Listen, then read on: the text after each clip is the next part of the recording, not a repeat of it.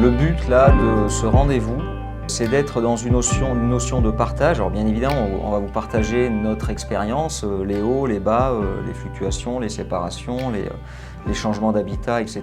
Tout ce qui est formidable.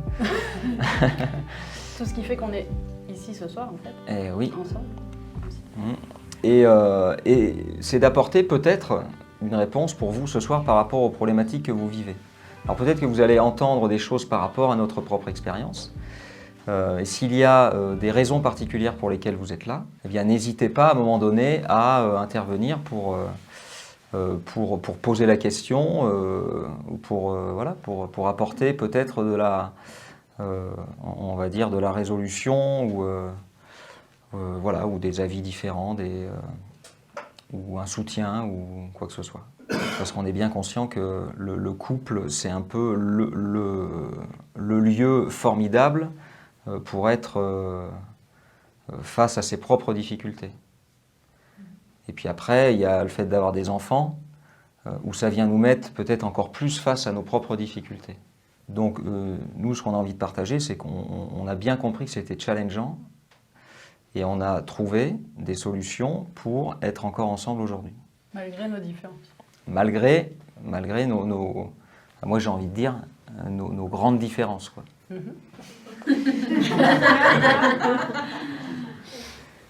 Ouais. Tout à l'heure, vous avez dit que vous ne saviez pas à quoi vous attendre, mais est-ce que vous avez des attentes particulières ou peut-être dit différemment, est-ce qu'il y a une motivation particulière à être là ce soir, à part de nous rencontrer?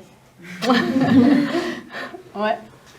Des fois, on peut avoir le sentiment qu'on se sent isolé par rapport aux situations qu'on vit, et on se dit ça arrive pas aux autres, c'est pas normal, ça arrive que à nous. Et peut-être qu'à travers d'autres témoignages, ça pourrait un peu se dire ça fait du bien. Enfin, c'est pas bien dire ça arrive aussi aux autres, ça fait du bien. Ouais. De pas te sentir seul dans certaines difficultés. Essayer de comprendre peut-être comment d'autres ont résolu ça. Ok. Ouais, vas-y, Sarah, puis Sarah. Moi, c'est vraiment de nourrir quelque chose de positif aussi autour de cette notion qui, pour moi, j'ai que du référentiel problématique dans mon histoire et dans mes héritages. Et en fait, pour moi, c'est super chouette. Je dis pas que c'est tout rose, c'est juste d'avoir des personnes qui sont en capacité d'en parler, de le construire, de l'évoquer. Vous, mais aussi avec tous les gens qui ont envie de parler de ça. Je trouve ça super constructif pour moi, pour la suite. Changer l'image, quoi. Ouais, en fait, construire un récit plus favorable. Ouais. Ok. Ce serait bien qu'on note ça. Je vais prendre le... Eh ben, Arnaud, t'es à côté du tableau.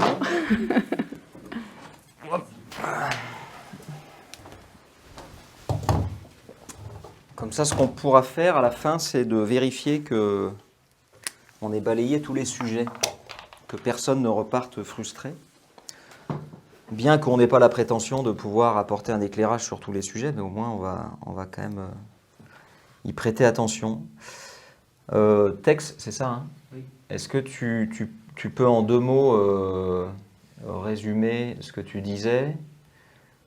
Moi, ce que j'ai entendu, c'est trouver peut-être un écho dans les difficultés que tu vis, de ne pas te sentir seul, plus se sentir isolé.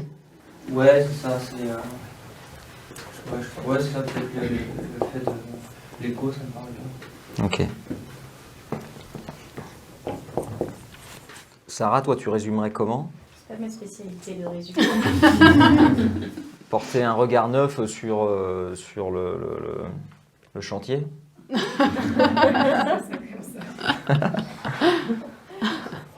Ok. Sarah, tu voulais dire quelque chose? Et ben moi, ce qui m'a interpellée sur votre affiche, c'était comprendre et accepter les différences. Et je trouve que c'est un beau challenge aussi d'accepter les différences de l'autre sans les juger, et les nôtres aussi, inversement. Du coup, j'avais bien envie d'explorer cette voie-là. Comment accepter les différences? Je ne sais pas s'il y a quelqu'un. J'ai vu que toi bouger, je ne sais pas si Baptiste est déjà prêt. Moi, en 2 mots, je dirais contrer le modèle. Ok. Pour moi, du coup, j'ai jamais échangé avec vous à ce sujet, mais vous êtes un peu un modèle de contre-modèle. Et, Il en existe beaucoup. Hein. De modèle. De modèles un peu, de modèles hybrides, ouais.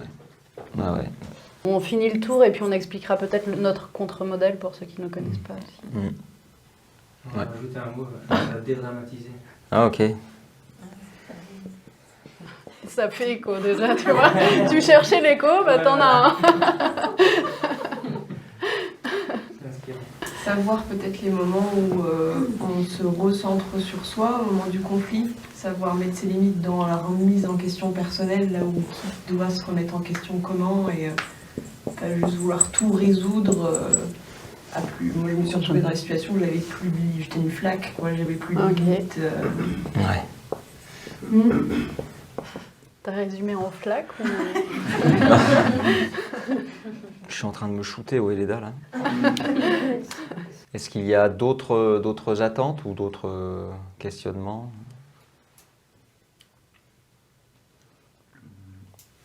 Je pense que mon intention c'était d'entendre un partage d'expérience pour redéfinir la notion de couple. Un peu dans le même, le même ordre qu'Arnaud, dans le sens contre-modèle ou... Ouais, peut-être Quoi, contre?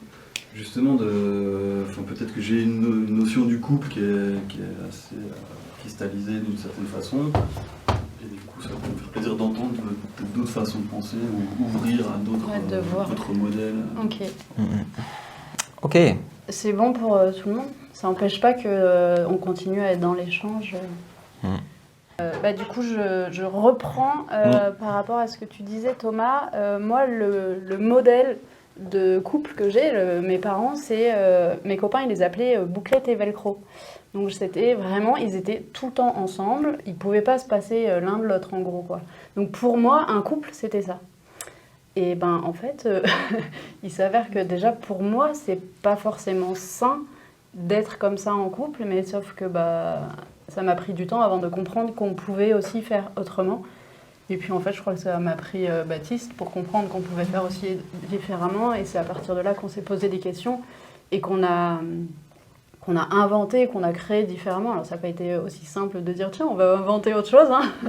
C'est passé par des hauts, par des bas. Par des séparations.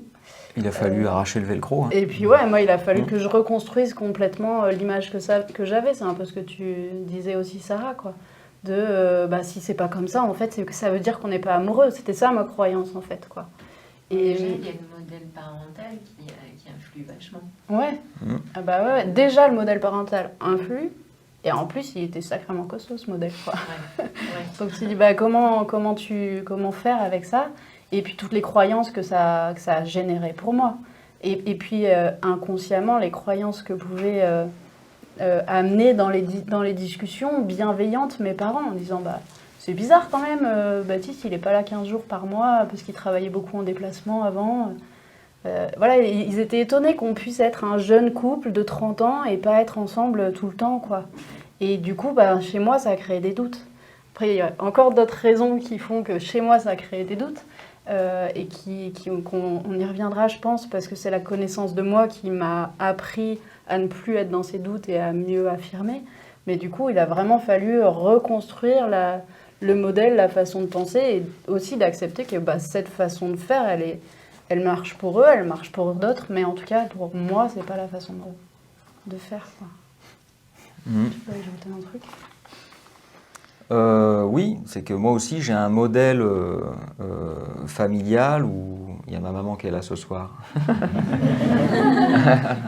J'ai des parents qui sont aussi, c'est ma perception des choses, mais qui sont aussi fusionnels. Et ça n'est pas ça n'est pas du tout quelque chose que je peux reproduire. Alors moi, la différence, c'est que je l'ai accepté de fait et très tôt parce que j'ai la faculté complètement naturelle. Ça m'est égal la manière dont les gens font les choses ou vivent leur vie. Ça ne veut pas dire que je ne m'intéresse pas à eux, mais je n'ai pas l'influence en fait extérieure aussi forte que d'autres personnes peuvent l'avoir. Donc créer mon propre modèle, pour moi, ça pose aucun problème. Je n'ai pas le poids du jugement ou de toute notre histoire. Hein. On porte une histoire autour du couple qui est pour certains très très ancrée. C'est ça où c'est intéressant de se poser la question. Est-ce qu'aujourd'hui, le modèle que je suis en train de vivre, c'est un modèle que je suis, ou alors est-ce que c'est vraiment un vrai choix, quoi? Est-ce que ça correspond à mes besoins? Et du coup, pour soulever ce que Arnaud disait tout à l'heure, où nous, notre modèle, c'est que depuis 3 ans, c'est passé par une séparation. On a du coup arrêté de vivre ensemble. Ça n'a pas duré bien longtemps. Et je sais pas, 2-3 mois après, on a décidé de reformer un couple. On a une petite fille qui avait 1 an et demi à l'époque, qui en a 4 et demi maintenant. Et donc on a décidé d'être à nouveau un couple amoureux, en plus d'être un couple parental et une famille, mais de rester dans des logements qui sont séparés, qui sont différents. Du coup, avec une organisation de vie, de couple parental séparé, quoi, avec une garde alternée.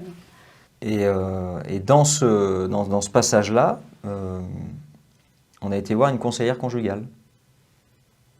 La conseillère conjugale, une des premières choses qu'elle... alors je ne sais même pas si tu étais là quand... En tout cas, elle m'a dit... C'est louche. Non, mais c'était peut-être un moment où... C'est sans doute un moment où tu étais aux toilettes, ou tu vois ce que je veux dire. Tu n'étais pas dans la pièce, quoi. Okay. Elle m'a dit, je ne sais plus quel était le chiffre, mais genre 95% des couples qui viennent me voir ne redémarrent pas leur vie de couple, en fait. Et c'est parfaitement OK. Pourquoi? Parce que c'est extrêmement difficile que de sortir de ces schémas si on ne change pas son environnement. Si l'environnement est exactement le même, qu'on n'a pas fait un travail sur soi, il y a de fortes chances qu'on retombe exactement dans les mêmes travers. Il n'y a pas de secret là-dessus. Donc la conseillère conjugale, elle est là pour pouvoir permettre à un dialogue de s'instaurer. C'est même carrément un pare-feu pour éviter les balles. Voilà. Donc il y a une écoute qui s'installe grâce à la présence d'une tierce personne qu'on paye. Donc on essaye de respecter cette écoute. Et à partir de là, ça permet de poser les choses et d'avancer. Soit on essaie de reconstruire une relation, soit, eh bien, du coup, la relation, quoi qu'il arrive, en fait, la relation, elle ne s'arrête pas, c'est juste qu'elle se transforme. Enfin, ça dépend des gens, il y a 20 000 façons de vivre une séparation. Mais ça reste une relation qui se transforme. Donc nous, notre relation, elle a évolué. Moi, le mot couple, à ce moment-là, c'est un mot que je rejetais carrément, parce que c'est une notion qui était rattachée à un modèle dans lequel je ne me retrouvais pas. Et puis, chemin faisant, eh bien, on a redéfini la nature de notre couple d'une manière qui est beaucoup plus respectueuse de nos besoins et de nos limites. Ça ne veut pas dire qu'on va continuer à habiter séparément longtemps. Là, à la fin du mois, donc on va habiter à nouveau ensemble dans un logement qui va être suffisamment grand pour que, en tout cas moi, je puisse avoir un espace où je peux m'extraire de l'environnement familial, quoi. Ce qui est une condition, en fait.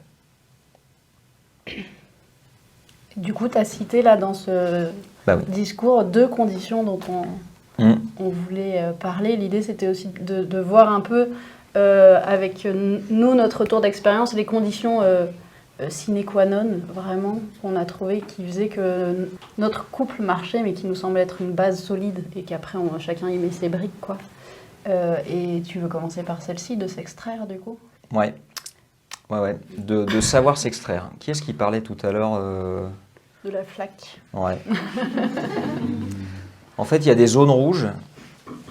On va dire, on peut les définir par couleur, hein. Lorsqu'on est en relation, à un moment donné, on peut être malmené parce que émotionnellement, il y a quelque chose qui surgit, qui est révélé par la situation ou la personne ou ce qui est exprimé ou l'ambiance. Et du coup, on peut commencer à sentir que là, on ne va plus maîtriser. Qu'on est trop sous le coup de l'émotion pour que ce soit constructif. Donc, ce qui, en tout cas, moi, m'est apparu extrêmement important, c'est de savoir dire pouce, en fait, comme les enfants. En fait, là, je ne vais pas pouvoir gérer Et l'idée, c'est de s'extraire de la situation avant d'aller au conflit. Ça permet quoi? Ça permet déjà de se ressourcer, de souffler. Alors il y a tout un raisonnement derrière. Hein. Il ne s'agit pas juste quelque part de fuir cette situation. De toute manière, elle reviendra tôt ou tard.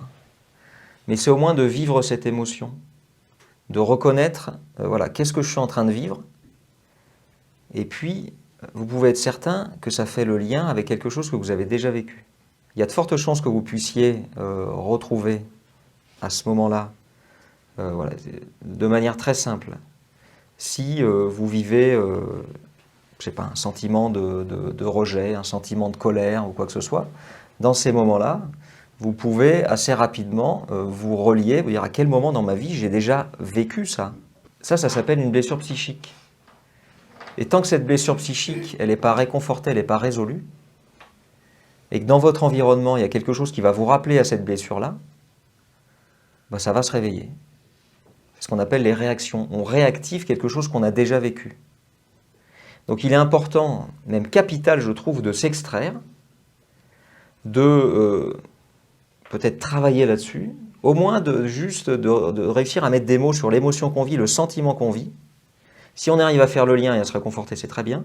Si on arrive à exprimer auprès de la personne quand c'est opportun, bien évidemment, c'est formidable. Et petit à petit, on se rend compte qu'on ne réagit plus. Mais ça peut demander plusieurs situations similaires. Hein. Donc ça peut demander plusieurs extractions à chaud. Hein. Mais c'est une condition nécessaire. Sinon, on vient détruire en fait. On réagit avec nos peurs. Et la peur, ça n'a jamais été constructif hein, dans une relation, quelle qu'elle soit.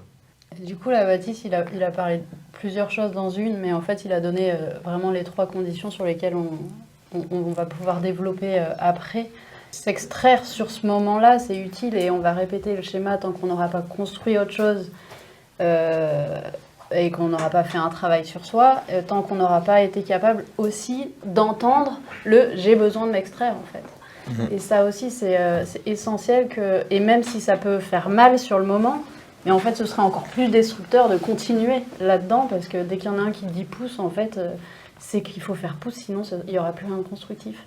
Et moi, j'aime bien cette image du pouce parce que ça nous est arrivé des fois de dire stop, et puis hop, on repart sur un truc jovial, agréable, donc sans forcément s'extraire vraiment et se séparer physiquement à l'instant, mais juste de dire ok, on arrête la conversation là, je suis pas capable, ça marche pas, et puis on part sur n'importe quoi, on fait à manger ensemble, j'en sais rien, mais sur n'importe quoi d'autre qui juste on n'est plus dans cette discussion où c'est pas constructif, quoi.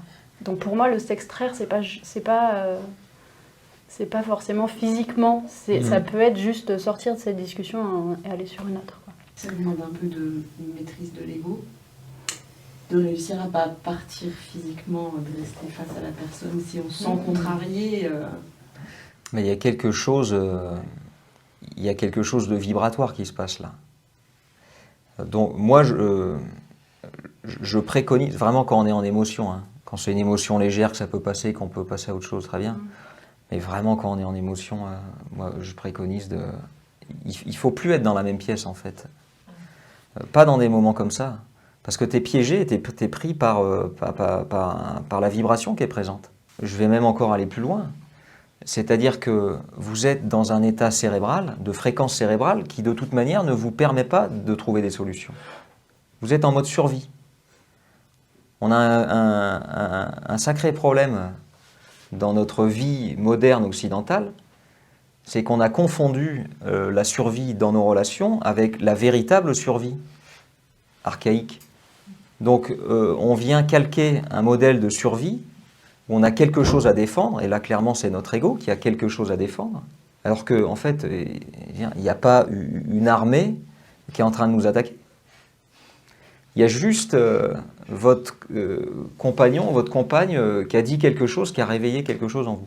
Donc juste de conscientiser ça, et ben ça permet de se dire, ok, là l'idée c'est pas forcément d'aller au conflit, des fois ça fait du bien hein, que ça pète un petit peu, mais voilà, c'est de sortir de cette vibration-là, parce que ça va vous permettre ne serait-ce que d'aller marcher, d'aller respirer, de faire autre chose, d'aller voir quelqu'un d'autre, etc., de redescendre en fréquence. Et du coup, là, les cases de votre cerveau qui vont vous aider à prendre du recul et à trouver des solutions vont s'allumer à nouveau. Donc voilà, ça c'est vraiment pour moi un piège dans lequel, qu'on peut éviter, et ça demande de la ressource, hein, de dire déjà que l'autre puisse comprendre, même s'il ne comprend pas, à un moment donné, peu importe. Hein. De toute manière, ça va être destructeur. Donc, mais ça demande vraiment de la ressource que de dire, en fait, là, stop, on break, temps mort, et puis on en reparle plus tard, quoi, quand c'est redescendu. Et puis si ça remonte à nouveau quand on en parle plus tard, en fait voilà, ça va être ça une fois, 2 fois, 3 fois. Et puis il y a un moment en fait où ça s'éclaircit. Hein. Et ça peut prendre plus ou moins de temps. Hein. Donc ça permet quelque part de prendre le temps de se mettre à la place de l'autre peut-être, de réfléchir à ça. Eh bien, c'est ça qui est formidable. C'est que combien de fois on s'emporte dans la vie, et puis après quand on est redescendu en fréquence, on est en capacité justement de se dire « Ah, peut-être que si je me mets à sa place, je verrai les choses différemment. » Et il y a une notion d'autorité émotionnelle. On va tous avoir cette autorité. D'ailleurs, il y en a qui n'auront peut-être pas cette autorité émotionnelle, mais ça va tous être différent. Il y en a pour qui ça va être très facile d'exprimer tout de suite les émotions et de passer à autre chose. C'est pour ça que moi j'ai nommé ça. Pour Baptiste, c'est pas quelque chose qui est accessible. Et du coup, pour lui, c'est difficile de me voir, moi, vivre mon émotion, et je peux monter dans les tours ou dans les sanglots ou dans la colère ou dans n'importe quelle émotion super forte. Puis 5 minutes après, ça va. Parce que j'ai vidé cette émotion et que c'est bon. Je peux passer à autre chose, je peux mettre en place les choses qui sont concrètes. Mais si je ne suis pas passée par cette étape-là avant, ça parle. Si je ne suis pas passée par cette étape, je n'arrive pas à passer à... je mets en place des actions concrètes pour arriver. Et ça, Baptiste, c'est pas du tout son fonctionnement. Du coup, c'est difficile pour lui de me voir vivre ça, parce que il comprend pas que ce soit possible. Et moi, je comprends pas que lui, il puisse pas comprendre que chez moi, c'est comme ça, c'est mon fonctionnement et c'est tout. Donc pour moi, c'est plus facile de passer à autre chose en restant dans la même pièce, que pour lui, ça va être plus difficile dans notre situation et nos émotions qui s'expriment différemment aussi. Et surtout ce qui se passe quand on s'extrait, parce que là c'est du coup moi qui ai moins besoin et Baptiste qui a plus besoin, mais ça peut être l'inverse aussi. Quand on s'extrait, c'est surtout cette vague émotionnelle qui redescend et qui peut... tu as parlé d'empathie, c'est juste, mais aussi tout simplement cette vague d'empathie, d'émotion qui redescend et qui fait « Ok, là peut-être que moi, je suis allée un petit peu loin alors que finalement... c'était juste la goutte d'eau. On parle de la collection de timbres, là. Tu te cognes l'orteil le matin, et puis après, il y a un collègue au travail qui te parle mal, et puis après, il y a je sais pas quoi qui se passe, et puis au final, c'est quand tu rentres à la maison auprès de la personne que t'aimes a priori le plus au monde, et que, bof, il y a tout qui part, quoi. Alors qu'il est pour rien du tout, cette personne. Et donc voilà, ça permet aussi de faire le point là-dessus, dans ces moments où on s'extrait, quoi. En tout cas, moi, je remarque que ça me le fait souvent de faire. Et des fois, je reviens pas longtemps après. Tu y étais pour rien. Parce qu'on exprime fortement une émotion et qu'on redescend après, qu'on est bipolaire ou... Voilà, moi j'ai entendu ça et ça m'en rendait encore plus dingue. Enfin, voilà, mais en fait, sur certaines personnes, c'est naturel. C'est naturel et c'est ton fonctionnement et c'est ok en fait. Et il faut juste que la personne, en face, elle le comprenne aussi. Ce qui nous amène à une autre des conditions d'arriver à pouvoir exprimer sa vérité et aussi que l'autre puisse accueillir cette vérité sans le prendre personnellement. Un peu, Tout le monde connaît les accords Toltec. Ah désolé, je t'ai piqué là. Vas-y, dis-le. Ça, c'est du job. Hein. De ne pas prendre les choses personnellement, ça, c'est du job. Je ne sais pas si je saurais tous les citer, les accords Toltec, mais des phrases, Ah oui, il y en a des qui connaissent mantras. pas. T'as ne pas prendre personnellement. Ne jamais faire de suppositions. Avoir une parole impeccable. Ne pas prendre les choses personnellement. Et toujours faire de son mieux. C'est un bouquin qui doit faire, allez, peut-être 50 pages. Faites-vous ce cadeau-là. Lisez-le jusqu'à ce que vous ayez intégré. C'est-à-dire chaque matin. Mais maintenant, il existe en moins de 50 pages. Hein. Ouais. Il existe en tout petit. Voilà. Ouais, c'est ça. Comme ça, la nuit, tu l'as pris. Et ce qui est formidable, c'est que le dernier accord, c'est toujours faire de son mieux. Donc, il ne s'agit pas d'arriver tout de suite à être un grand sage ou une grande sage, mais déjà d'évoluer petit à petit. Plus ni moins. Son mieux, c'est pas forcément. Ouais. Et puis, sachez que c'est la vie aussi. La vie, elle est faite de polarité. Vous ne pourrez pas y échapper, en fait. La nature est faite de polarité. Jour, nuit, chaud, froid, pôle nord, pôle sud, colère, calme. Enfin, en fait, tout est fait de polarité. Donc, les émotions, il ne s'agit pas de les rejeter. Il s'agit au contraire de leur ouvrir grand la porte, de les accueillir. Et de toute manière, dans vos émotions, dans vos réactions, il y a des bénéfices hein, pour vous et pour les autres. Alors, dans des cas extrêmes, ils sont vraiment difficiles à voir les bénéfices. Non, mais oui. Mais c'est la vie. En fait, on n'est pas en vie pour... Enfin, la vie serait chiante, en fait, si on n'avait pas d'émotions. On se passerait bien des excès. Et l'idée, c'est de dépolariser. C'est un concept hein, en préparation mentale, de dépolariser pour s'aligner au centre. On ne rejette plus rien. On accepte nos parts sombres. Et puis, on arrête de désirer quelque chose qu'on admire. On regarde en nous, en fait, on l'a déjà. Et du coup, ça nous ramène au centre d'accepter toutes nos parts. On était sur quoi déjà?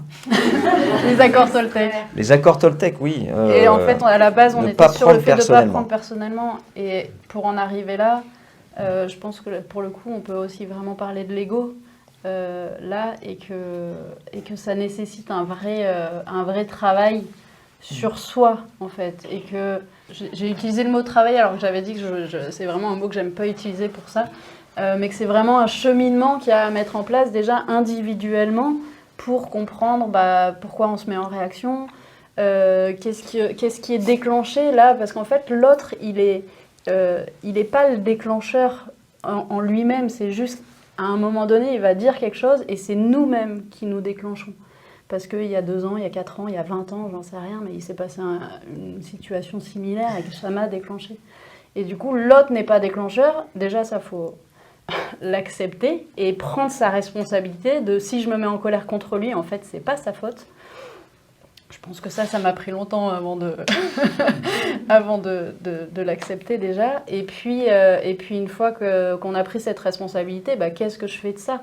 Et si j'avance pas moi-même là-dessus, sur mes déclencheurs, sur ce qui vient me mettre en réaction, sur la manière dont je réagis, je pourrais pas faire avancer notre couple en fait. Et du coup, individuellement, chacun a vraiment besoin de cheminer, de partir à la découverte de soi, après que ce soit une psychothérapie, des retraites de méditation, ou j'en sais rien, peu importe en fait, mais vraiment d'aller suivre un petit peu ce qui se passe en soi pour pouvoir faire évoluer le couple ensemble. Vous savez que vous pouvez dialoguer avec votre propre ego. Ça, c'est quelque chose qui existe. Il y a plusieurs écoles de dialogue avec son propre ego. Moi, celle que je connais le plus et auprès de laquelle je me suis formé, c'est celle de Lise Bourbeau. C'est extraordinaire de voir ce que nous raconte notre ego et juste de pouvoir se dissocier en fait de notre ego et de ne plus s'identifier à ce qu'il nous raconte. Vous avez déjà entendu parler des biais cognitifs? Peut-être. Donc on a tous un système de défense intégré, ultra perfectionné. Pour la survie, on est configuré pour la survie. On n'est pas configuré pour la paix ou pour l'amour ou pour je ne sais quoi. En fait, on est configuré pour survivre. Ça veut dire qu'on a des systèmes de défense qui sont vraiment présents pour ça. Et les biais cognitifs, ils sont là pour défendre quelque chose, pour vraiment dans notre intérêt de survie uniquement.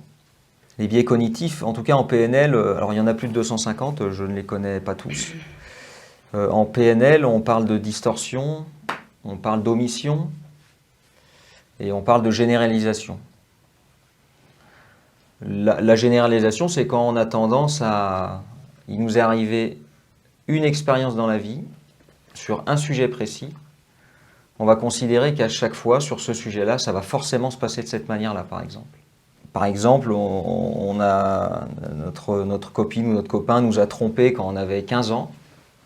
On va considérer qu'à chaque fois qu'on aura une relation, on va forcément être trompé. Ça, c'est ce qu'on peut appeler la généralisation. La distorsion, ça va être...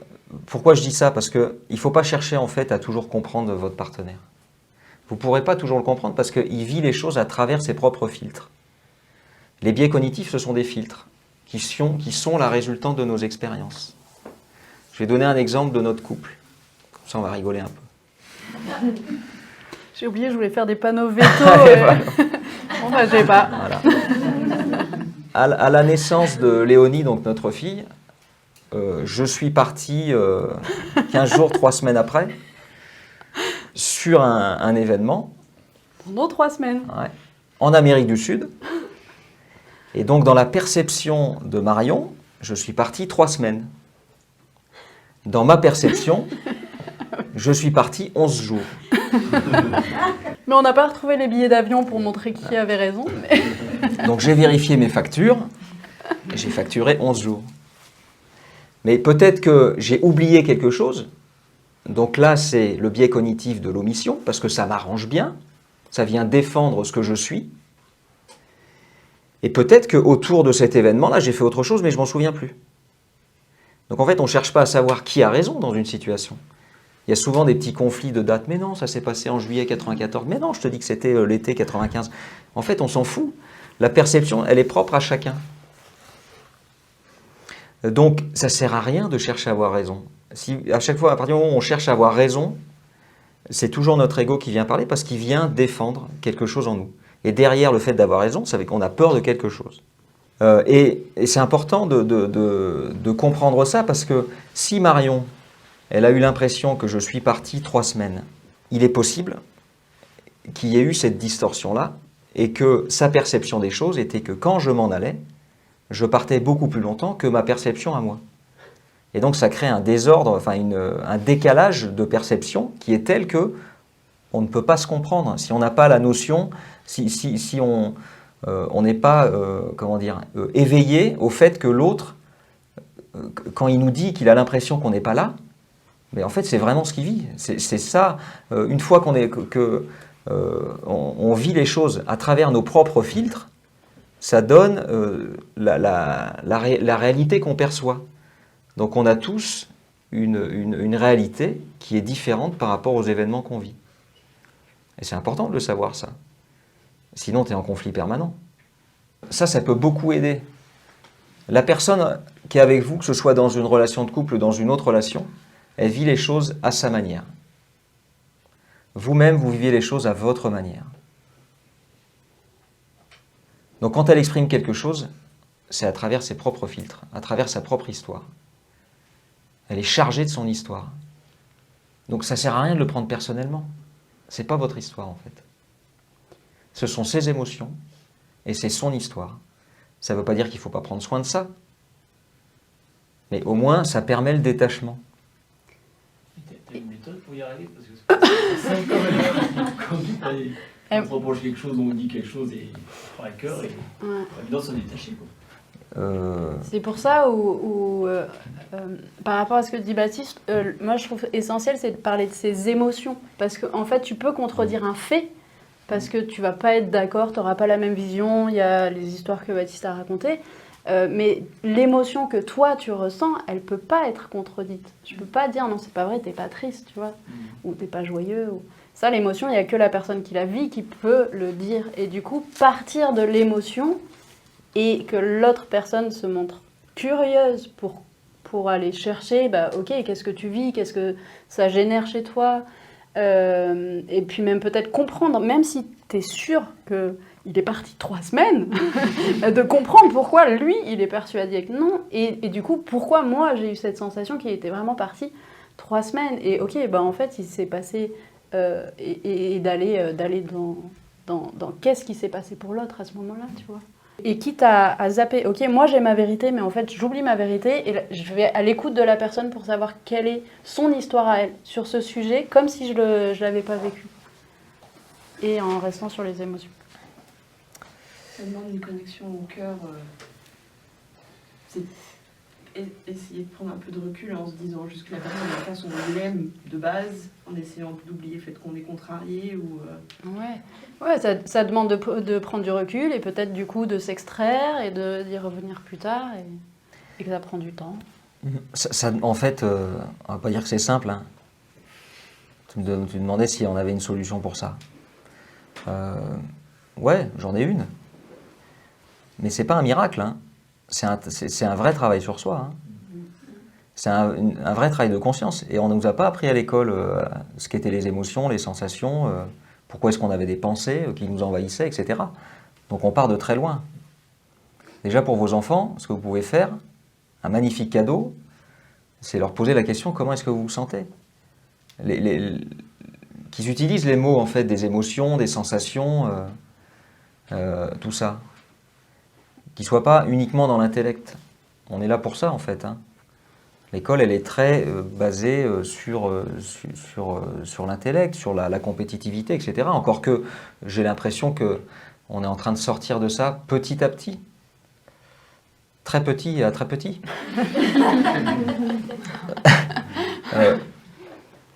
Donc, ce sera, je l'espère, beaucoup plus simple pour les générations futures. Parce qu'on ne peut pas le nier. Hein. Regardez le nombre de thérapeutes, c'est en train d'exploser complètement. On est en train de sortir, enfin de voir les choses quand même de plus en plus différemment et de manière holistique. On commence à considérer l'être humain non plus uniquement sous l'angle compétitif et intellectuel, mais aussi sous l'angle émotionnel, spirituel, etc. Donc il y a quand même de l'espoir là-dedans. Et pour réussir à garder cette distance, à ne pas prendre les choses personnellement, ça demande d'avoir une sacrée conscience de votre discours interne, de ce que vous raconte votre ego, de votre propre histoire, de l'histoire de l'autre, etc. Et encore une fois, de s'extraire quand c'est nécessaire pour ne plus être en émotion, pour redescendre à un niveau cérébral qui va vous permettre d'établir un lien de connexion avec l'autre et non pas un lien conflictuel. Il y a 2 grandes énergies. On est soit dans l'amour, soit dans la peur. On ne peut pas être dans les 2 en même temps. Si vous êtes dans la peur, colère, enfin voilà, toutes les émotions qui vont avec, ce n'est pas le moment de discuter, ce n'est pas le moment de chercher des solutions. Redescendez, et quand vous êtes à nouveau frais, disponible et connecté, et bien là, vous allez pouvoir trouver des solutions. Mais la clé, donc, c'est de communiquer, déjà. Oui, encore faut-il pouvoir le faire. Ouais. Ça demande vraiment, et j'insiste sur le mot conscience, hein, ça demande vraiment d'avoir conscience du fait qu'à un moment donné, je suis inconscient dans la discussion ou dans l'échange. C'est-à-dire que je suis en mode automatique. On fonctionne en mode automatique à 95%. Certains disent 99%. Tant que vous êtes en mode automatique, vous êtes en train de défendre votre propre histoire. Donc vous ne cherchez pas à construire quelque chose de nouveau avec l'autre.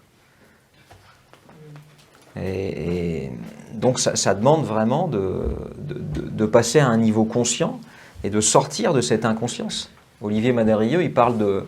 On est soit des personnes conscientes, soit on est des zombies parce qu'on est en mode automatique.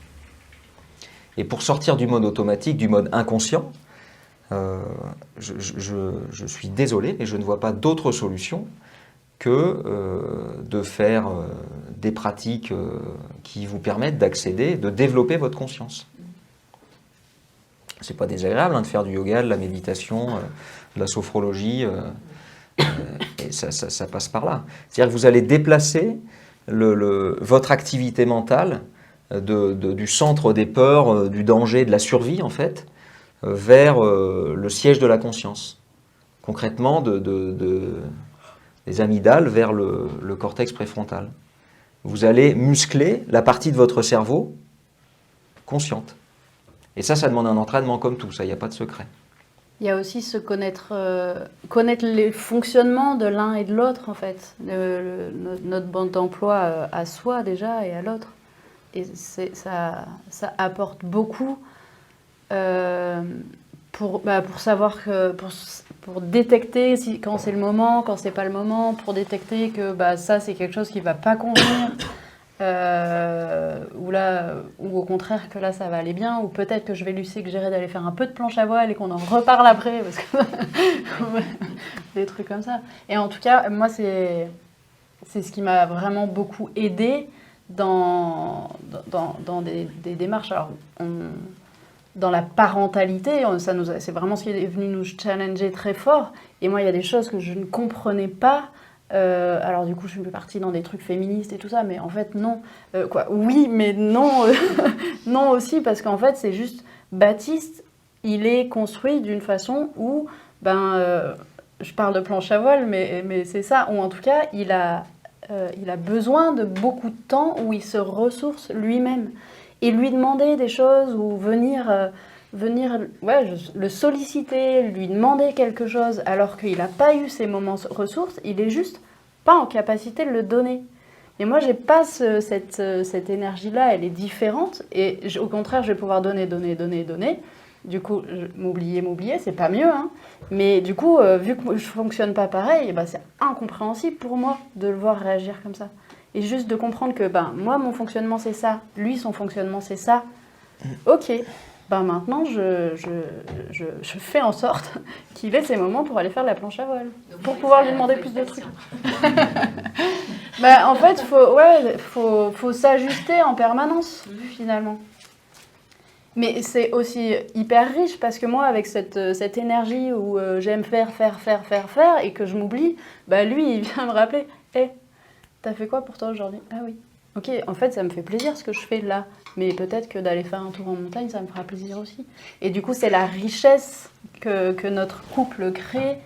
Parce que si j'étais avec quelqu'un qui serait dans la même énergie que moi, peut-être que je me perdrais et que je m'oublierais encore plus, quoi. Oui, c'est là où il y a... Tu vois, c'est un équilibre qui se fait. Et plutôt que de le voir comme un reproche, c'est l'inverse. Ok, ça vient contrebalancer. C'est mon mémo vivant. Prends soin de toi, tu vois. Fais comme moi, ressource-toi. Ouais. Et c'est pas forcément dans les mêmes pourcentages, c'est pas forcément dans les mêmes besoins. Mais en tout cas, sur ce sujet-là, oui, ça peut être ce mémo-là. Bon, j'ai envie de prendre un autre exemple, j'espère qu'il en voudra. Tu veux un petit truc veto? Parce que c'est un peu le même modèle quand même, je trouve. Il y en a d'autres, mais je me retrouve, je m'appelle Marion aussi. Okay. Je me retrouve dans votre schéma expressif de l'émotion, qui a besoin d'extérioriser rapidement et impatiente aussi de régler les choses. Après ça, je sais pas si... Et Marc, beaucoup plus intérieur, je dirais. Mais en fait, moi, le souci que j'ai encore, c'est que son émotion, on ne la trouve pas. C'est une magnifique illustration, je trouve. La séparation, c'est quelque chose, on en a vécu 3 en 10 ans. Chaque séparation, en tout cas moi, m'a apporté quelque chose. Elle m'a permis de cheminer en avant. Même si c'est des moments qui peuvent être en tout cas difficiles. À la fois ça peut être du soulagement et puis à la fois ça peut être une grande difficulté, ça peut être les deux en même temps. Mais en tout cas, à un moment donné, si on arrive à la séparation, si on arrive à un moment de crise, c'est que peut-être qu'on a été trop loin. Peut-être qu'il y a trop de composantes qui sont arrivées en même temps et qu'on n'est plus capable de les gérer. Peut-être qu'on n'a pas suffisamment défini, tu parlais de communication tout à l'heure, qu'on n'a peut-être pas suffisamment su définir nos besoins et nos limites avec l'autre. Encore faut-il les connaître. Donc c'est un sujet complexe, c'est pour ça d'ailleurs qu'on est animé pour ce genre de conférence. C'est un sujet complexe, mais si on regarde bien, tout part de la connaissance de nous-mêmes. Si on se connaît bien, qu'on connaît bien ses limites, qu'on connaît bien ses besoins, qu'on a du recul sur sa propre histoire, qu'on arrive à se désidentifier de notre propre ego, quelque part, on n'est plus impacté par l'autre ou par les situations, par tout ce qui nous arrive. Donc, la réponse pour réussir à naviguer et puis à maîtriser son embarcation dans les tempêtes, c'est vraiment de se connaître soi. Est-ce que vous pensez que s'il y a un décalage dans la mise en conscience dans le couple, parce que vous deux, vous êtes quand même tous les deux en chemin, est-ce que le couple a une chance quand même? Non, aucune. Moi, j'ai l'impression qu'on a eu des chemins de conscience échelonnés, je ne sais pas comment on dit. Vous avez compris? Chaloupés. Aussi. Et tu vois, 10 ans après, on en est toujours là. Après, c'est sûr qu'à un moment donné, il y a eu un chemin qui s'est fait parallèlement, voire même un petit peu ensemble, tu vois. Mais en tout cas, pendant, je pense, au moins la moitié des 10 ans, je sentais un décalage, moi. Ouais. Il y a quelque chose qui m'intrigue, parce qu'on a plein de raisons de se séparer quand on est en conflit, mais quelles ont été les 3 fois jusque-là les raisons qui vous ont fait remettre ensemble? En plus, au-delà de, je ne sais pas si vous avez déjà les enfants, parce que ça peut être le fil conducteur pour se remettre ensemble, pour se mettre par culpabilité, ou j'en sais rien, mais je me demandais, ça m'intrigue. Magnifique question. J'irais même plus loin, c'est que je dirais qu'en plus, il n'y avait pas forcément toujours des conflits. Dans nos 3 séparations, c'était pas forcément des conflits. Il y a eu des constats,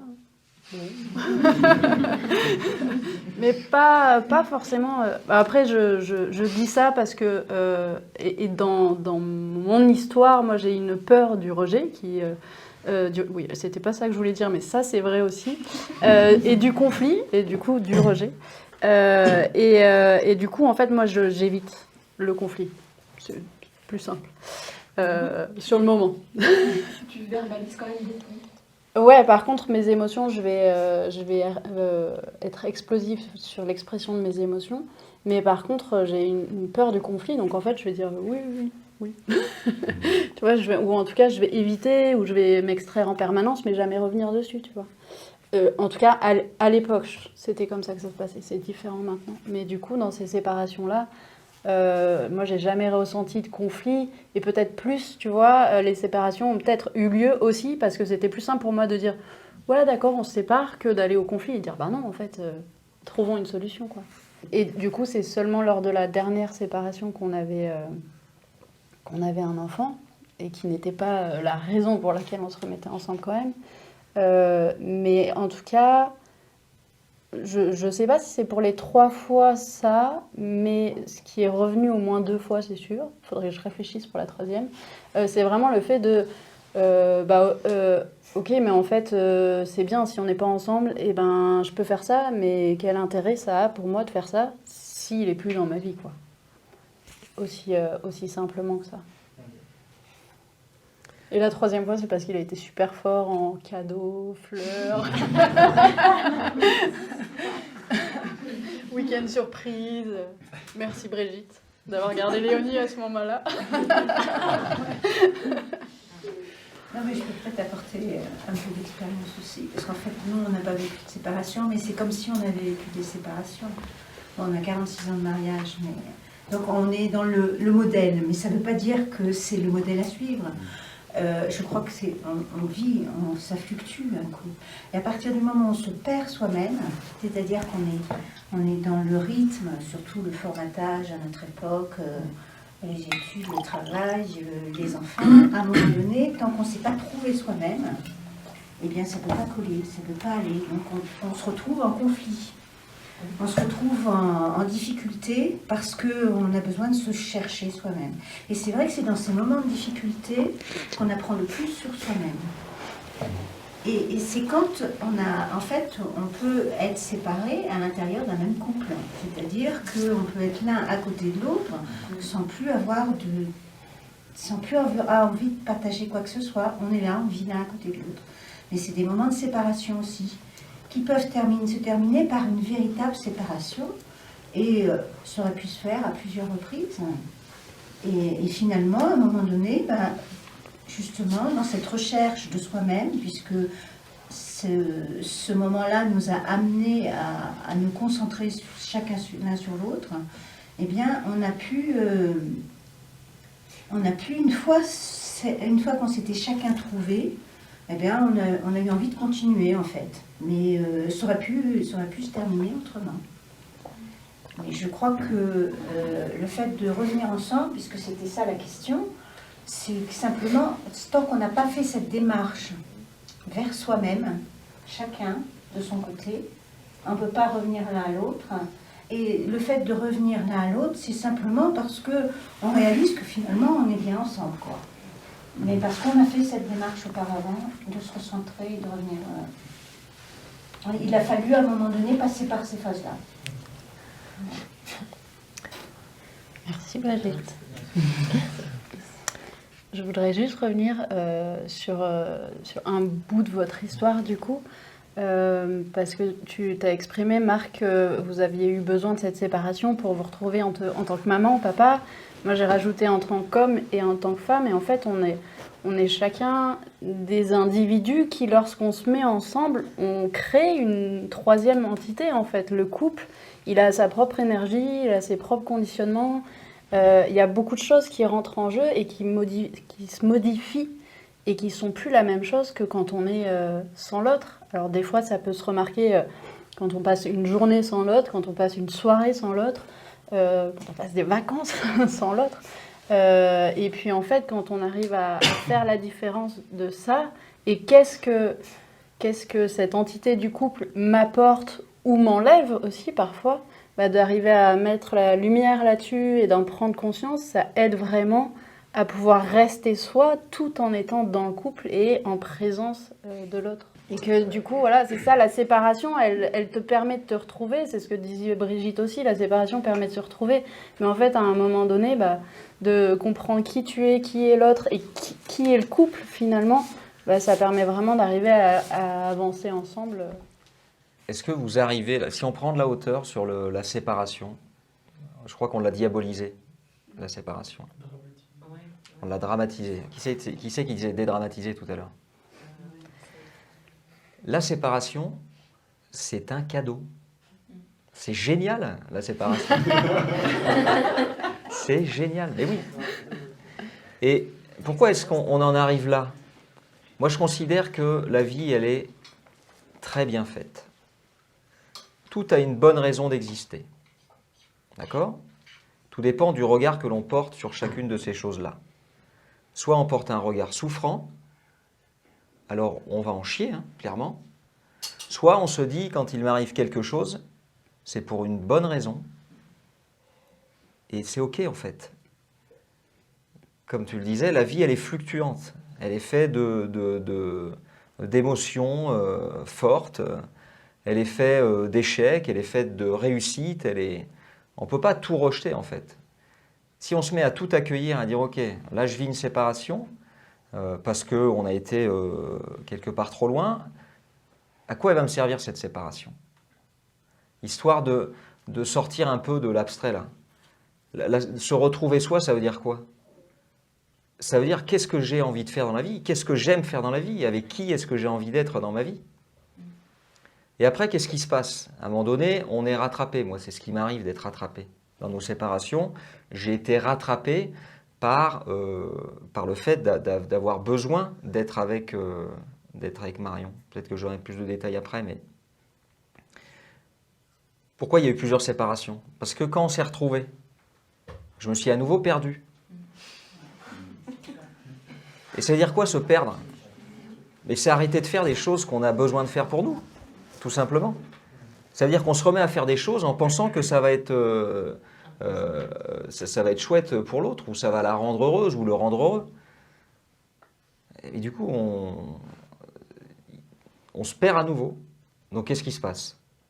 On retombe dans les mêmes schémas, on se resépare, jusqu'à ce qu'on ait compris. Il y en a un qui n'est pas là ce soir, je pense que ça fait 10 fois qu'il se sépare avec sa compagne.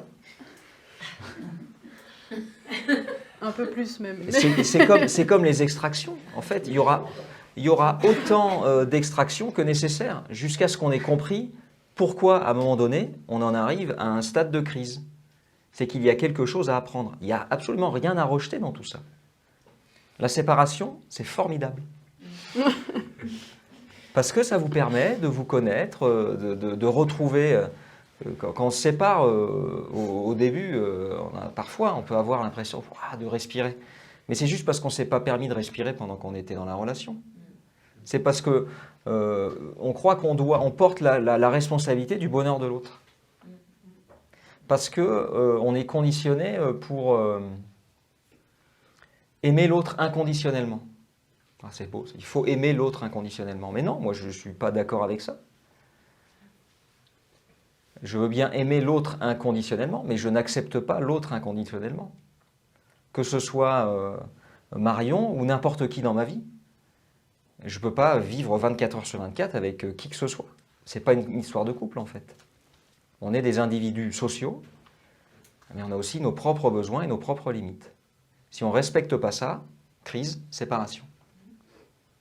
Si on apprend à se connaître, qu'on communique sur nos besoins et nos limites, qu'on apprend à reconnaître nos émotions, à ce moment-là, les choses elles deviennent beaucoup plus faciles et beaucoup plus transparentes, même s'il y a des choses qui sont difficiles à exprimer. Parce que l'autre, il le vit à travers sa propre histoire, encore une fois. Chérie, ce soir, je vais me faire une petite soirée entre potes. Ça te dérange pas?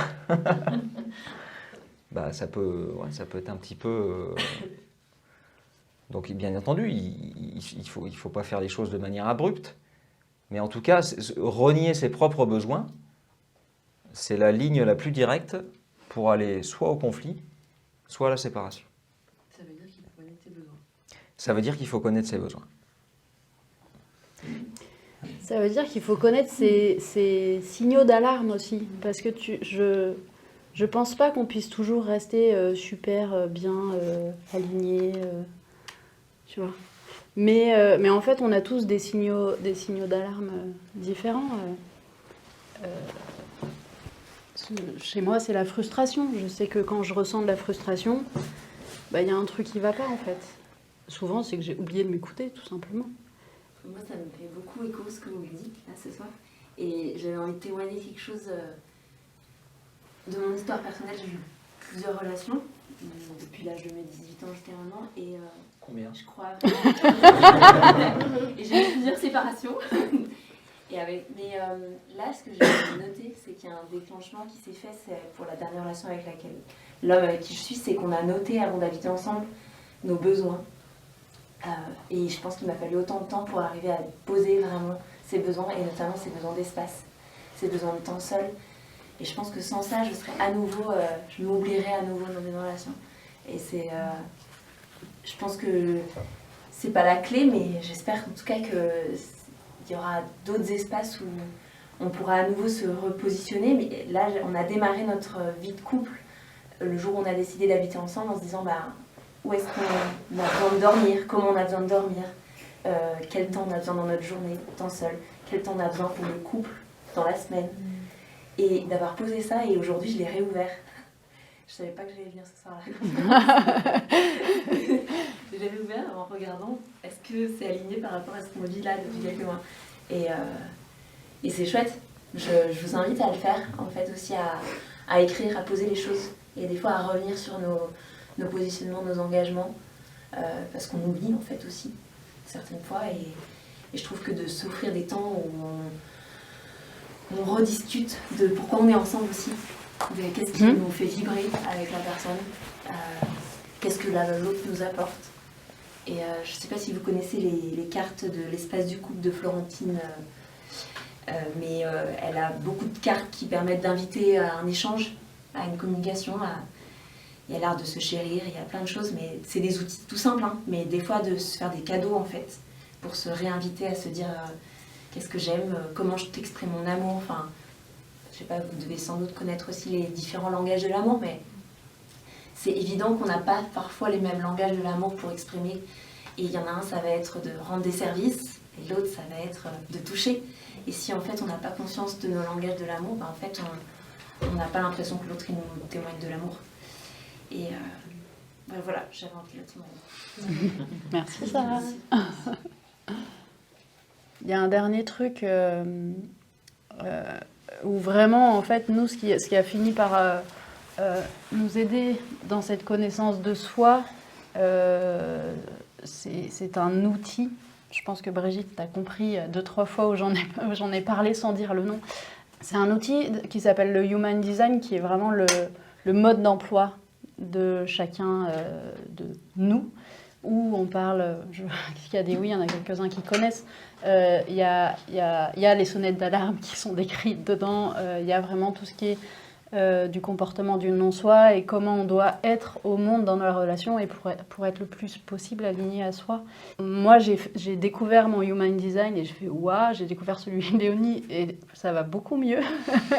Je comprends beaucoup mieux comment elle fonctionne et comment être avec elle. Et après la découverte de son Human Design, il s'est passé 1 mois sans conflit du tout, alors qu'on en avait tous les soirs au coucher, quoi, avec moi. Donc ça a été vraiment révolutionnaire, quoi. Baptiste a découvert le sien, et ensuite on a découvert le nôtre. Donc je parlais tout à l'heure d'entité, où le couple a aussi une entité, donc nos 2 designs croisés. Et ça est venu un peu... bouleversé, parce que ça va pas dire si ok ça match ou ça matche pas, hein. C'est juste pour dire bah voilà, quand vous êtes tous les 2 ensemble, il y a ça qui se passe.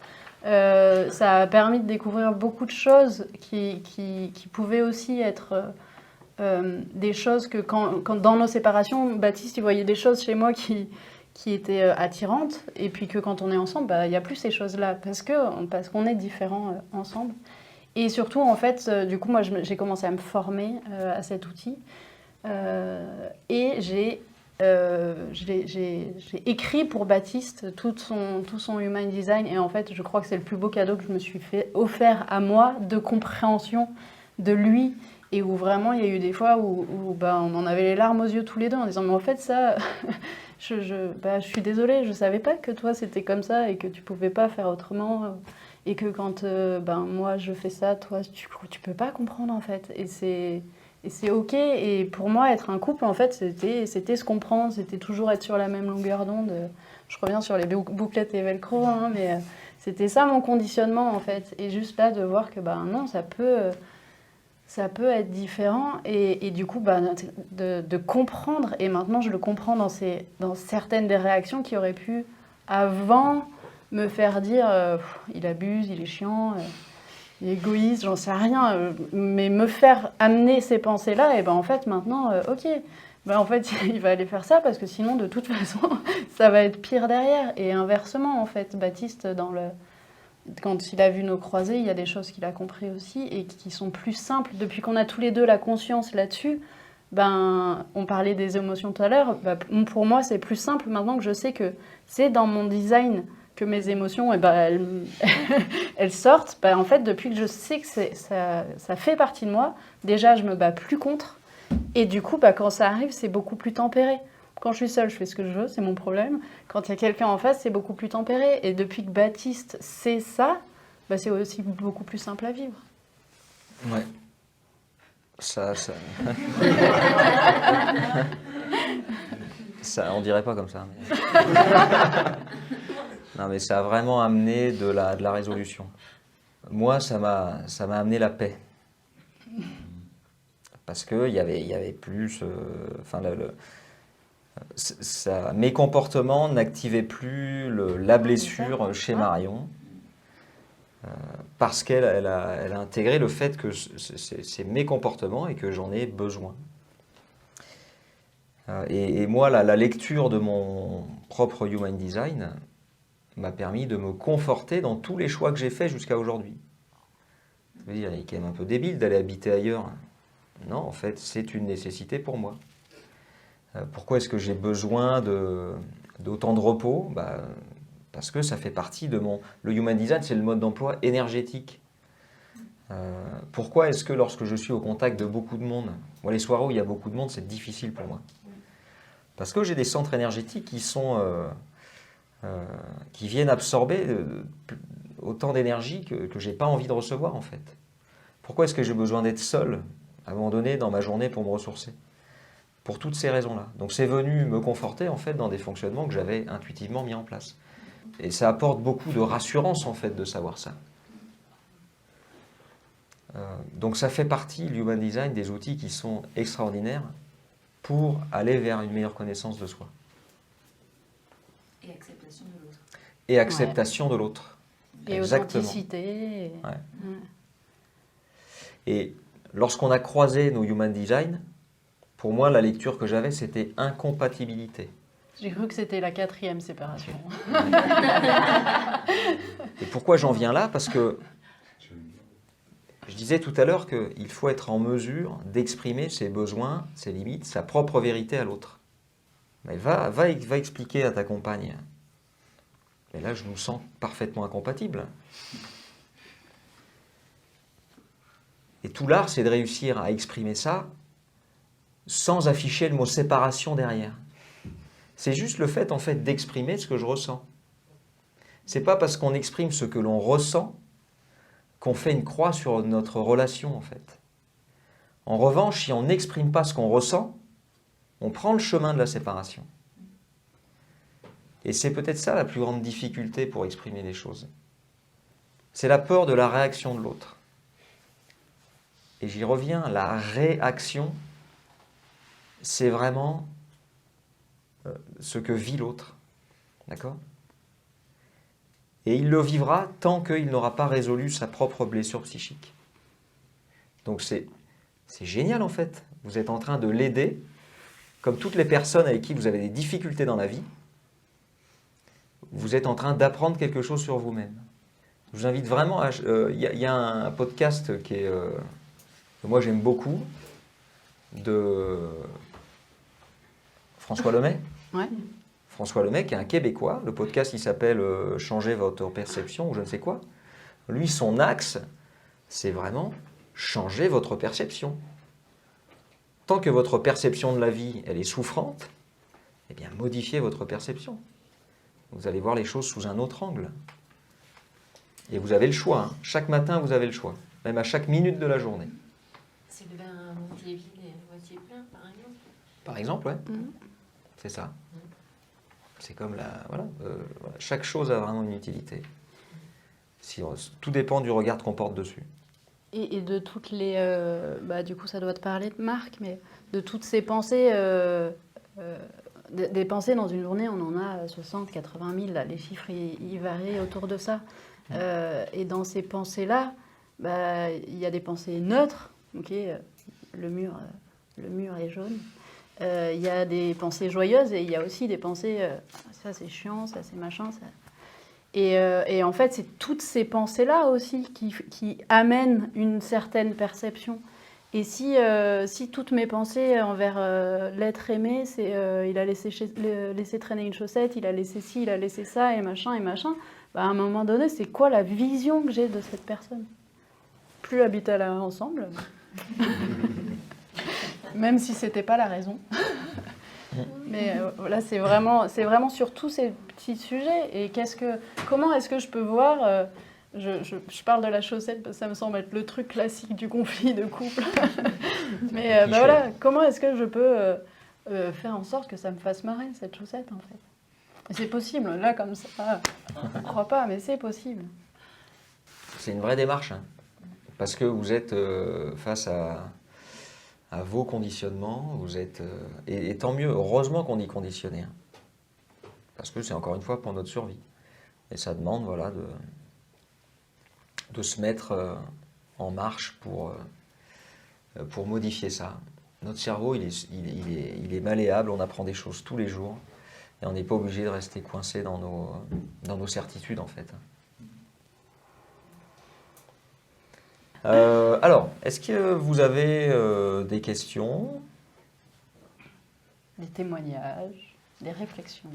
En fait, on parlait de séparation tout à l'heure, et l'avantage de la séparation, c'est justement de revenir à soi. Et d'être à nouveau responsable de son propre temps. Exactement. Et donc, ça ne nous fait pas responsables des émotions que les autres vivent. Même si on est en capacité de le faire, on peut en prendre soin quand même. Est-ce que dans ce qui a été évoqué au début, là, du coup, ça a répondu à vos attentes? On a déjà reparlé du dédramatiser. Je sais plus, c'était toi. Est-ce que c'est OK Est-ce que tu as trouvé un écho à tes difficultés? Oui, totalement. Il y a eu des bonnes clés où on s'identifie bien. Rien que point de vue caractère, sans parler du couple, mais juste. Je pense qu'on est un peu. Vraiment les mêmes démarches où je m'identifie bien à.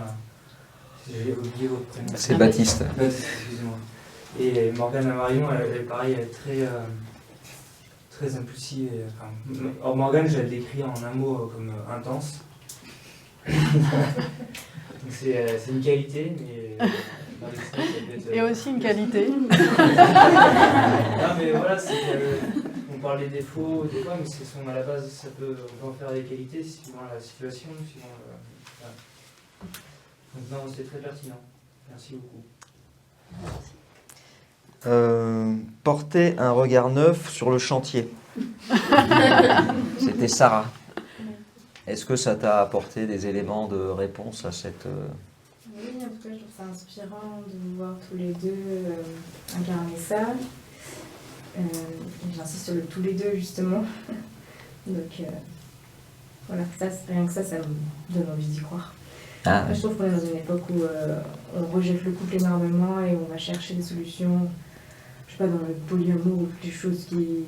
Plein de gens explorent, en fait, d'autres manières d'être en relation. Et moi, je trouve ça chouette d'explorer à l'intérieur du couple, parce que je trouve qu'on est peut-être à 1/100 de ce qu'on peut explorer à l'intérieur du couple. Il y a déjà beaucoup de choses à faire là-dedans. Donc cette soirée contribue, merci beaucoup. Merci.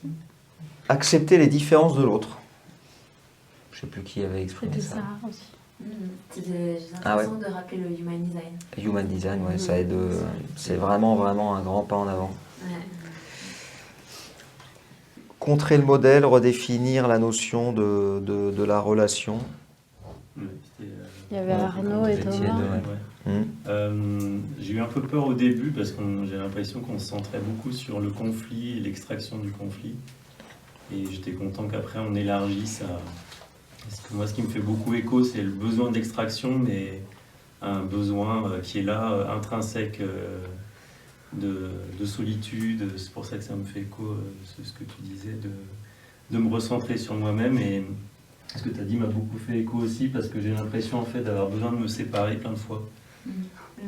Parce que mon système de mon fonctionnement fait que je réponds aux attentes de l'autre et je fais que ça. Donc au bout d'un moment, je suis un peu une flaque. Et je me rassemble et je vais dormir ailleurs. Et en fait, il y a ce truc de séparation qui n'est pas une séparation dramatique, mais une séparation bénéfique, régulière. Où pour l'instant, moi, j'ai besoin de me séparer physiquement pour me recentrer. J'espère un jour arriver à vivre, vivre avec quelqu'un sans avoir ce besoin d'aller loin. Des fois, il faut une cloison, des fois, il faut 100 mètres, ou des fois, c'est des kilomètres. Mais en fait, un couple peut être amoureux et ne jamais dormir ensemble. Je pense que dans les modèles qu'on connaît pas, en fait, mais c'est pas parce que tu... Quoi. Moi, c'était inconcevable pour moi, avec Bouclette et Velcro, là, encore. Mais on peut, c'est pas parce qu'on dort pas ensemble qu'on n'est pas amoureux, et c'est pas parce qu'on a besoin de 10 km qu'on n'est pas amoureux aussi, en fait. Si t'as besoin de 10 km tout le temps, peut-être que la question se pose, mais... Et c'est vraiment la parentalité, moi, ça a révélé des besoins que j'ignorais, qui étaient comblés naturellement, des besoins de solitude, en fait. J'avais plein de moments de solitude avant, et on a été parents en tiny house en plus, donc il y a un besoin de cloison qui s'est révélé, puis en fait, quand on a les cloisons, des fois, j'ai besoin d'un peu plus. Merci Arnaud.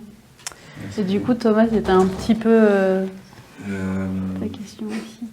Oui, c'est à quoi ça me faisait réfléchir, c'était la notion de proximité ou pas, et c'est intéressant aussi d'avoir le partage du fait de réussir à se trouver soi seul, même en restant en couple. Parce que nous, on vit séparément, et du coup, moi j'apprécie d'avoir du temps pour moi, pour justement me centrer sur moi, mes besoins, et tout ça. Et,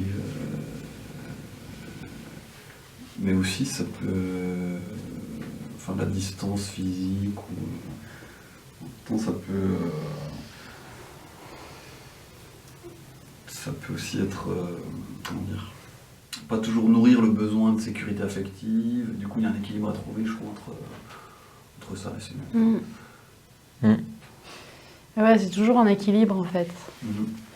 Et ça m'amène aussi à dire, le fait de ne pas habiter ensemble, moi ce que j'ai trouvé vraiment riche au début, c'est en fait quand tu es ensemble, c'est que tu as vraiment décidé d'être ensemble et que tu es pleinement dispo pour l'autre.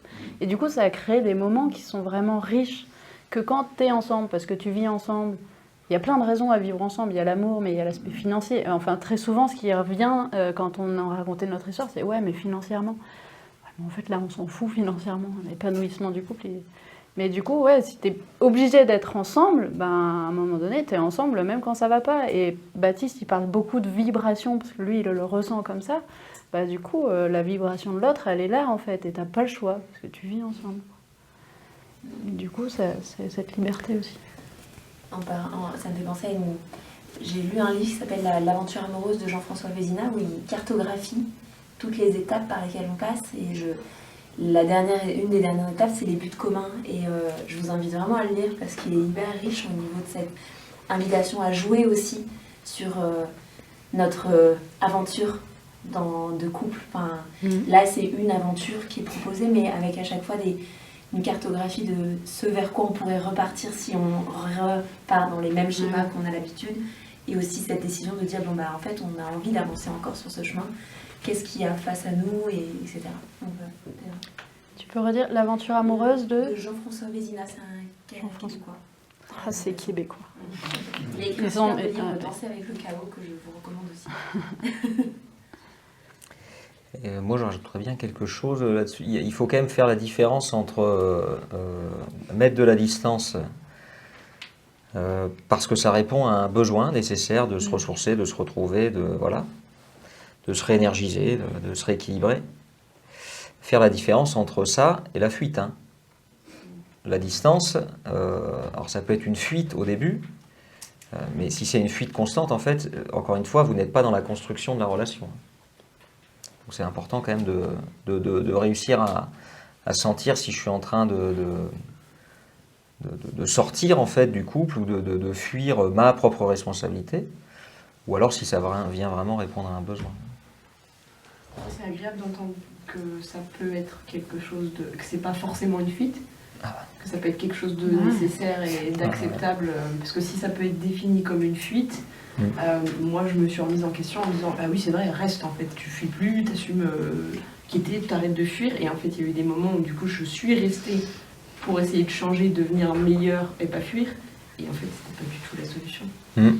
C'est-à-dire qu'il y a plusieurs possibilités. Ouais, de le voir comme étant aussi potentiellement constructif et pas juste changer la croyance du coup là-dessus. Et c'est adapté à chacun.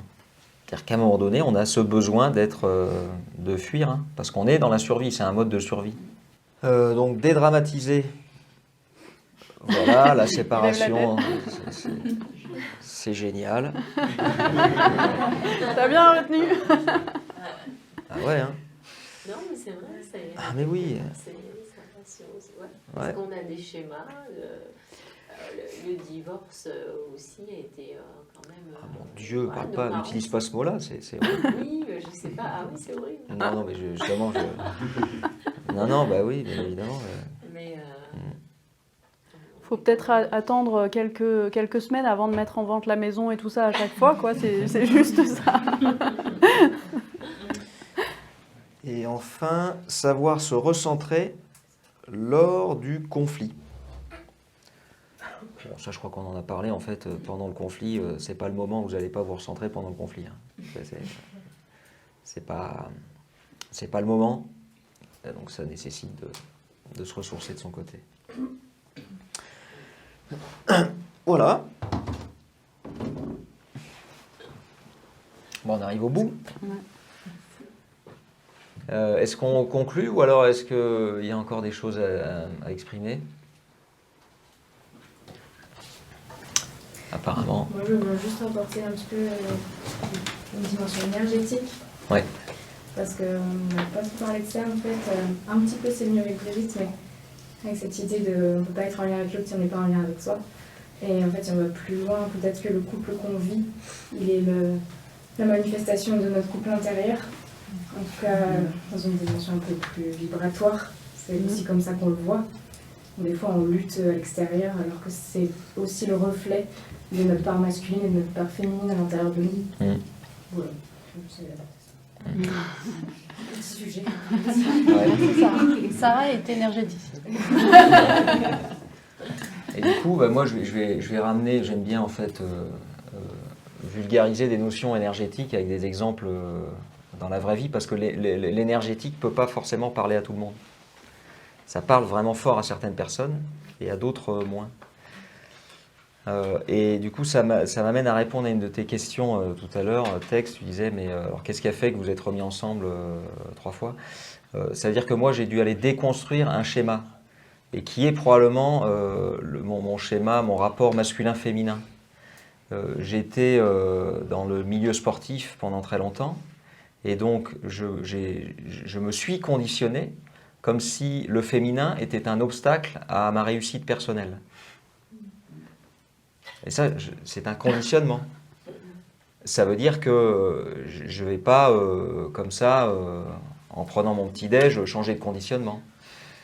Ça veut dire qu'il faut vraiment que, à un moment donné, j'ai pris conscience de ça, et j'ai dit, tant que je suis dans cette perception-là du féminin, bah, je vais toujours aller au clash ou à la séparation, puisque je considère que le féminin m'empêche d'avancer dans ma vie. Et intérieurement, donc énergétiquement, quelque part, je refoulais, je rejetais le féminin en moi, les émotions, parce qu'elles étaient un obstacle aussi à ma réussite. Et il a fallu que j'aille déconstruire, déjà comprendre tout ça, déconstruire ça, et recréer cette connexion avec mes propres émotions, avec ma part féminine, avec moi-même. Et puis reconnaître que Marion, en fait, n'est pas du tout un obstacle dans mon évolution, bien au contraire. Du coup, j'ai dédramatisé le féminin.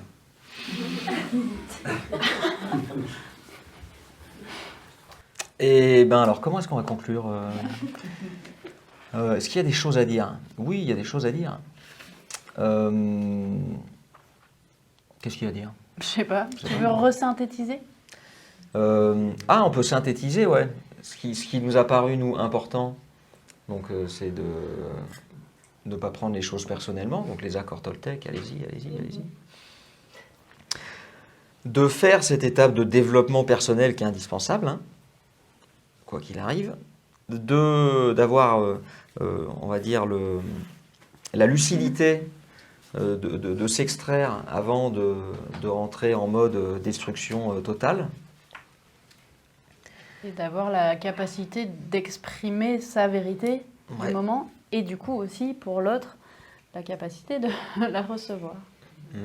Ça nous est apparu être les conditions quand même nécessaires pour pouvoir évoluer sereinement en couple. Ça n'empêche pas qu'il y aura des...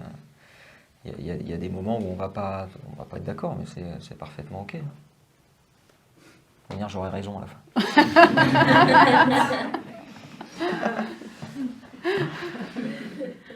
Le pire, c'est que c'est vrai.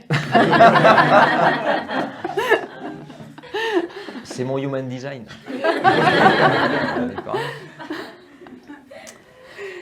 Voilà, donc moi je suis ravi, merci de votre présence, merci de ces échanges, merci de parler de ce sujet-là.